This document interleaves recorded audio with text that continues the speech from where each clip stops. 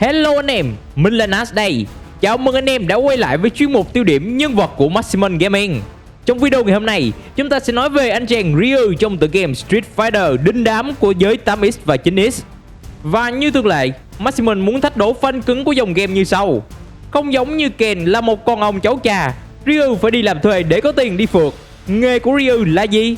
Ai biết đáp án thì hãy comment bên dưới nhé. Còn bây giờ thì hãy bật phụ đề lên để chúng ta cùng bắt đầu vào chủ đề chính thôi nào.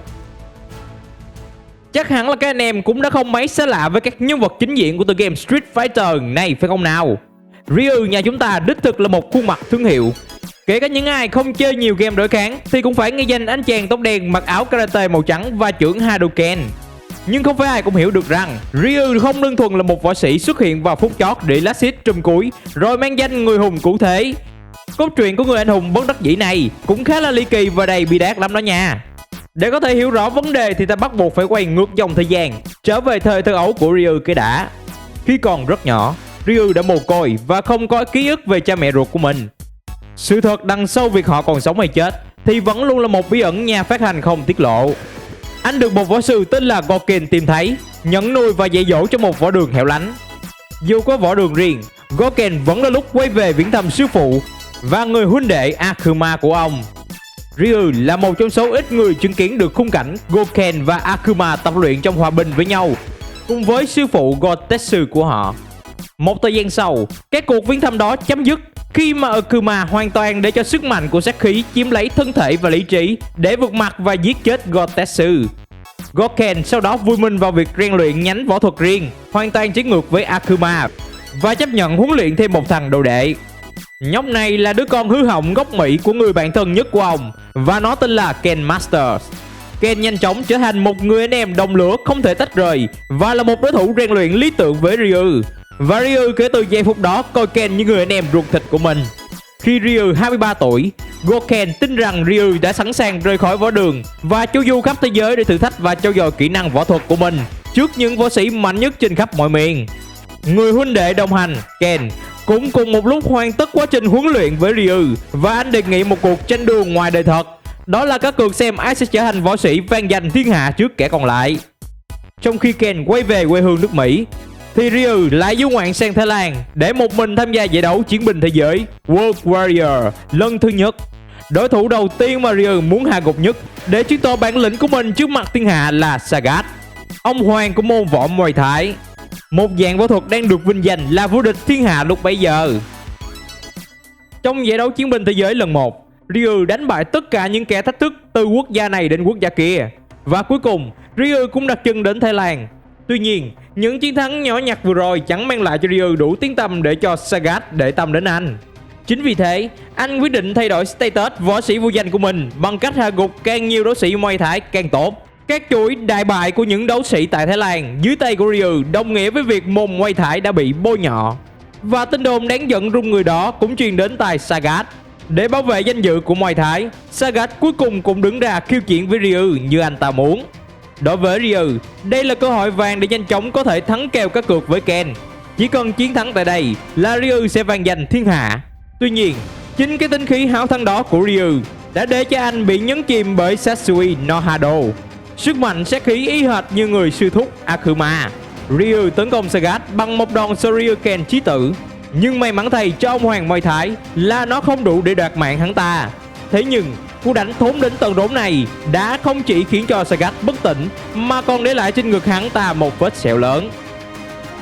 Để Sagat ở lại phía sau lưng sau trận quyết đấu, Ryu trở về nhà của mình định khoe thành tích, nhưng thứ chờ đợi anh ở võ đường là thân xác nằm vô hồn của người cha nuôi Goken.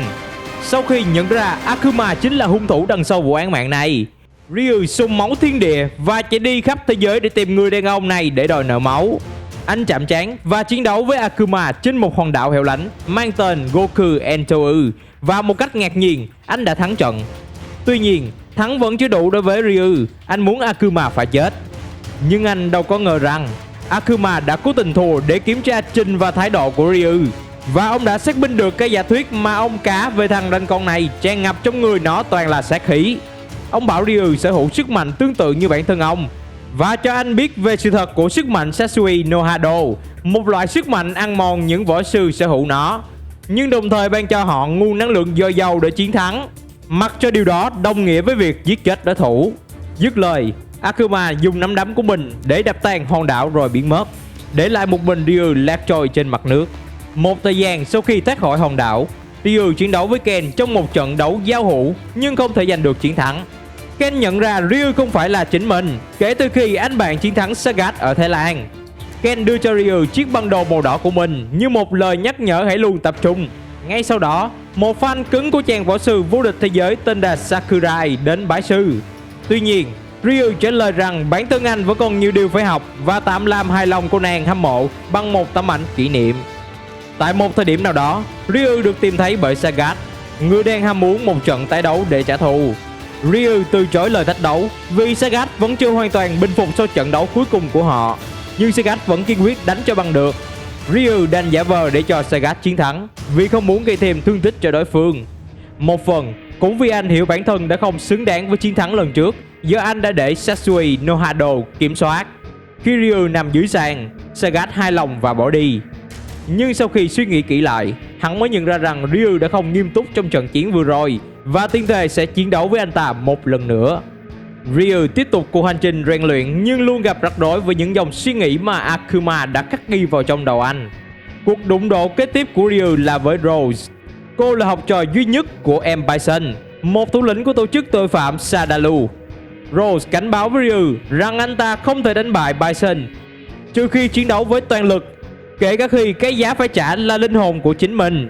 Tất nhiên, để đánh mất bản thân thêm lần nữa là điều Ryu không hề muốn, nên anh đã dễ dàng bị M. Bison hạ gục. M. Bison tuy hơi thất vọng vì Ryu đã cố chấp không kích hoạt sức mạnh Satsui no Hado trong trận đấu để thêm vui, nhưng hắn ta vẫn đạt được thứ hắn muốn khi thắng trận, đó là tẩy não Ryu thành một con tốt cục súc. Trước khi M. Bison rời khỏi hiện trường với chiến lợi phẩm của hắn, Sagat, Ken và Sakura đã xuất hiện ngăn cản. Trong lúc Ken và Sakura đánh lạc hướng Bison, Sagat chiến đấu với một Ryu bị tẩy não. Trước sự thúc giục của Sagat, Ryu tỉnh táo trở lại và đối đầu với Bison thêm một lần nữa. Vì đã hao hụt nhiều năng lượng sau khi trao đổi chiêu thức với Ken và Sakura, M. Bison lần này đã bị tiêu diệt dưới tay của Ryu. Nhưng cái chết hiện tại chỉ là tạm thời mà thôi. Trong giải đấu chiến binh thế giới lần thứ 2, Ryu tiếp tục đăng ký tham gia để thử thách bản thân mình và rủ cả Ken vào để cá cược xem ai đạt giải quán quân. Nhưng nào ngờ được rằng giải đấu lần này đã bị M. Bison lợi dụng để hấp thụ sức mạnh Psycho.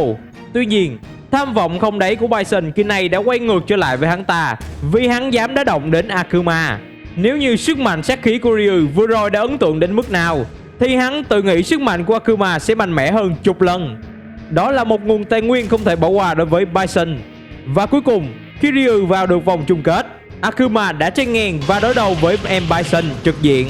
Đòn đánh chí tử Son Goku Satsu đã tiến vòng tên chùm cuối và khiến nhiều người nghĩ rằng M. Bison lần này chắc chắn không thể nào quay trở lại. Sau giải đấu chiến binh thế giới lần thứ 2, Ryu tiếp tục cuộc hành trình của mình và quay trở về với khu sa mạc biệt lập nơi anh huấn luyện. Ryu nhớ lại cuộc chạm trán của mình với Akuma năm xưa. Ông ta thúc giục Ryu hãy bán linh hồn của mình cho sức mạnh bóng tối của Satsui no Hado. Nếu không, ông ta sẽ tận tay giết anh. Những dòng suy nghĩ tiêu cực đó dẫn dắt Ryu rời khỏi sa mạc và đến với một quán bar để mượn rượu giải sầu. Và tại đây, anh nghe một người phụ nữ tám về chuyện của một đấu sĩ người Mỹ đã bỏ nhà đi bụi. Ryu nghĩ cái đó rất có thể là Ken nên lo lắng đến thăm nhà của người anh em. Nhưng đó lại là một cái bẫy. Người phụ nữ cố tình gây anh chính là Sea Viper. Và với lợi thế úp sọt, cô nàng điệp viên này đã đánh thắng Ryu. Kami xuất hiện để giải cứu cho Ryu nhưng cũng bại trận. Sea Viper tra đạp và tra tấn Kami trong một trận vì dám cản trở người thi hành công vụ. Cảnh tượng đó khiến cho Hado sát khí chiếm lấy Ryu và cuộc giao chiến lần thứ 2 giữa anh và Sea Viper nổ ra. Tất nhiên, trong trạng thái chó điên này, Ryu dễ dàng đánh bại Sea Viper, nhưng cô đã đủ lanh lợi để trốn thoát. Anh chàng Ryu sau đó được Ken, Chun-Li, Gaio và Sakura giúp cho thoát khỏi trạng thái cuồng sát khi họ có mặt tại hiện trường.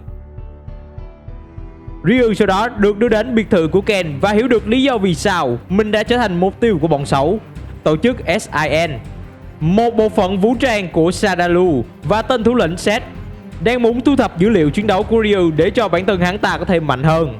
Kaio lúc này nảy ra một ý tưởng táo bạo. đó là tấn công mới là hình thức phòng thủ tốt nhất. Dưới sự lãnh đạo của Kaio, Ryu và đồng bọn xâm nhập vào tàu du lịch của Seth. Sau khi dọn dẹp đám khé lé phé của SIN, Ryu cuối cùng cũng có cuộc chạm trán với chính tên thủ lĩnh Seth. Trong cuộc giao chiến giữa hai người, Seth dễ dàng chế ngự Ryu và bắt đầu giảng đạo cho anh về triết lý quyền lực xoắn não. Ryu tuy não ngắn nhưng anh vẫn sáng suốt để biết rằng triết lý của Seth hoàn toàn đi ngược lại với đạo lý. Thông thằng đầu đất này không được. Seth trở nên thiếu kiên nhẫn và quay sang tiếp tục đánh và hành hạ Ryu. Và cũng trong tình cảnh đó, Ryu thức tỉnh một sức mạnh mới và Seth suýt nữa thì ngấm củ tỏi trước uy lực của nó.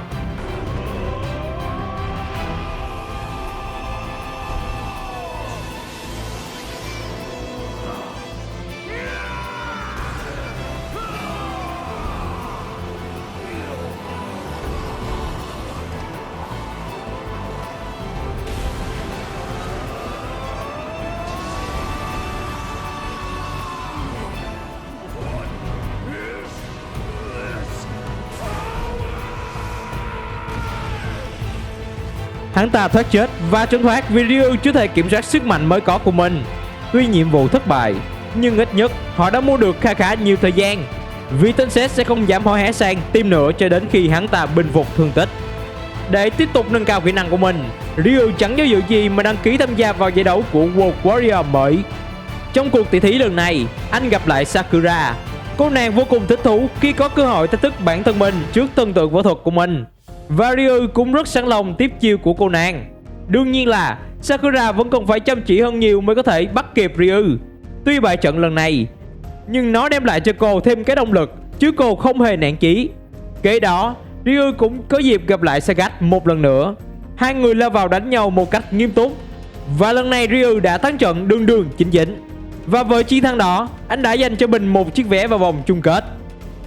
Khóa huấn luyện của Ryu đột nhiên trở nên nghiêm trọng hơn khi anh phát hiện ra Seth lại là chủ nhà của giải đấu. Cũng như tên M. Bison, Seth đã chuẩn bị sẵn cỗ máy thu thập năng lượng để thâu tóm sức mạnh của các đấu sĩ. Khi bị hạ gục bởi Ryu, hắn kích hoạt cỗ máy và sự ảnh hưởng của nó thúc giục sức mạnh Satsui no Hado bên trong Ryu trào ra. Nhưng anh đã nhanh trí giải phóng toàn bộ sức mạnh sát khi đó bằng một đòn đánh vào cỗ máy. Cùng lúc này, Sakura xuất hiện để giúp Ryu, nhưng ngược lại trở thành cục tạ. Một luồng năng lượng từ cỗ máy đã đánh cô văng vào tường. Ryu bảo vệ cô ấy bằng cách giải phóng Shoryuken vào cỗ máy để vô hiệu hóa nó. Và cả hai cùng nhau rời khỏi tòa nhà. Sau đó, anh chạm trán với người cha nuôi Goken, người mà anh đã tận mắt chứng kiến rằng đã chết bởi đòn đánh của Akuma. Nào ngờ đâu, ông đã kịp thời cứu lấy phần linh hồn của mình bằng cách tách rời nó ra với thể xác để tránh bị bay màu thật sự. Sau một thời gian, ông đã quy hồn về thân xác để quay lại cõi sống một cách thầm lặng. Goken lần này xuất hiện là để phong ấn Satsui no Hado bên trong Ryu bằng sức mạnh của hư vô. Akuma khi cảm nhận được sự trở lại của Goken liền xuất hiện ở hiện trường và quyết chiến với người huynh đệ của mình một lần nữa để tranh giành quyền kiểm soát Ryu. Diễn biến trận đấu ra sao thì ta không biết rõ, nhưng kết quả có thể đoán được rằng Goken đã thắng. Vì kể từ đó, Ryu không còn bị Akuma quấy rầy nữa. Ryu và Ken đuổi theo sư phụ mình dọc theo một vách đá. Họ muốn thuyết phục ông quay trở về võ đường để thay cho đoàn tụ như xưa, nhưng không thành. Tương lai phía trước sẽ rất khác và ông không thể quay về như xưa được nữa. Cũng như Ken giờ đã trở thành một người cha và Ryu đã trở thành một người thầy. Cô nàng Sakura trước khi từ biệt Ryu đã có lời cảm ơn vì đã giúp cô mạnh mẽ và trưởng thành hơn, và hứa rằng nhất định sẽ gặp lại để thỉnh giáo Ryu trong tương lai. Sau tất cả những gì vừa diễn ra, Ryu cũng biết ơn người bạn và đối thủ của anh đã gặp phải. Vì có họ, anh mới bộc lộ được sự mạnh mẽ bên trong của mình. Ryu tung một đòn khí công xé toạc thác nước và mỉm cười thỏa mãn với thành quả mà anh đạt được.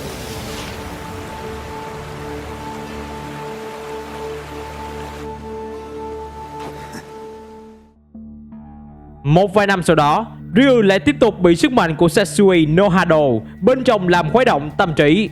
Anh bèn phải đi tìm sư phụ Goken để mong muốn có được lời giải đáp và một hướng giải quyết. Cả hai người tỷ võ với nhau để Goken hiểu rõ hơn sức mạnh của Ryu, thì anh đã vô thức để cho Satsui no Hado kiểm soát. Anh đã có ý định giết thầy mình bằng một đòn Hadoken, nhưng cũng may là Goken cao tay đã ngăn cản việc đó xảy ra. Lúc lấy lại lý trí, Ryu thất vọng tràn trề về bản thân. Đến mức khi Rashi và Azam tìm đến để thách đấu, anh không thèm đứng dậy để ứng chiến.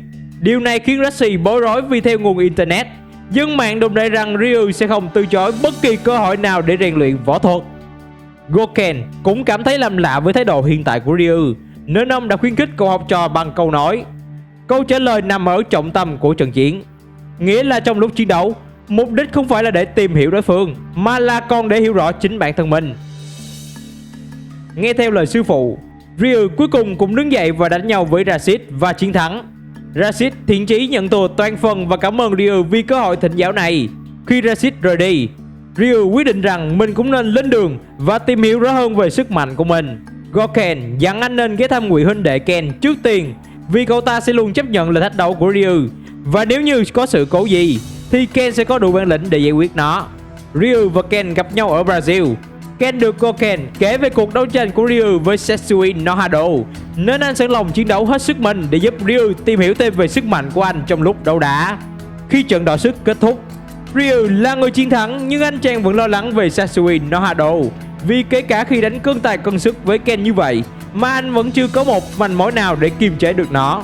Thấy vậy, Ken trấn an Ryu rằng nếu có chuyện tồi tệ nhất có xảy ra thì anh luôn có thể tin cậy vào người huynh đệ này để giải quyết. Nghe được những lời an ủi đó, Ryu tự tin hơn để tiếp tục đi đến Trung Quốc để tìm đối thủ xứng tầm. Tại đây, anh gặp lại Charlie Nash trong một tình huống phức tạp liên quan đến Sadalu. Charlie lúc này hoàn toàn khác xưa và sở hữu một loại sức mạnh lạ kỳ. Sức mạnh Setsui no Hado ngay lập tức phản ứng mạnh trước sự ảnh hưởng của các hào quang phát ra từ Charlie. Chàng cụ đặc vụ Mỹ nói rằng chỉ có sức mạnh xứng tầm với nhau mới có thể tự tìm đến với nhau. Chính vì thế, anh ta mong muốn một cuộc chiến đấu nghiêm túc với Ryu để có thể hiểu được sức mạnh của mình và giới hạn của nó. Cuộc chiến cuối cùng kết thúc với tỷ số hòa. Cảnh giới mà sức mạnh mới mang lại khiến cho Charlie phải thực sự bất ngờ. Nó vượt qua mọi sự mong đợi của anh. Charlie cảm nhận được sự kiềm chế của Ryu trong trận đấu và tôn trọng anh vì điều đó. Thế nhưng đối với Charlie, anh chiến đấu không phải là để kiểm soát sức mạnh của mình, mà là tận dụng đến đỉnh tột cùng của nó. Sau khi hiểu thêm được chút ít về bản thân mỗi người, Ryu cảm ơn Charlie vì cuộc chiến và rời đi. Người tiếp theo Ryu đến thỉnh giáo chính là Dao Sim, một bậc thầy võ yoga thông thái tại Ấn Độ. Qua một trận đấu giao hữu, vị võ sư cảnh báo Ryu rằng việc liên tục kìm nén sức mạnh sát khí cuối cùng sẽ dẫn đến hậu quả tẩu hỏa nhập ma. Ông khuyên anh rằng anh cần phải đối mặt trực diện với bóng tối của sức mạnh Hado và chinh phục nó. Vừa dứt câu, Nekali từ trên cao rơi xuống vì đã đánh hơi được mùi sức mạnh to lớn đang phát ra ở nơi này. Hắn ta muốn hấp thụ linh hồn của tất cả các chiến binh để gia tăng sức mạnh của riêng hắn. Nekali ban đầu áp đảo Ryu hoàn toàn, và trong thế thua trận đó, Setsui no Hado của Ryu lại bộc phát. Dao Sim từ bên ngoài quan sát đã chen ngang để anh chàng không hoàn toàn mất đi lý trí. Ryu hổ thẹn, gục mình và nhường sân khấu lại cho Dao Sim chiến đấu với Nekali.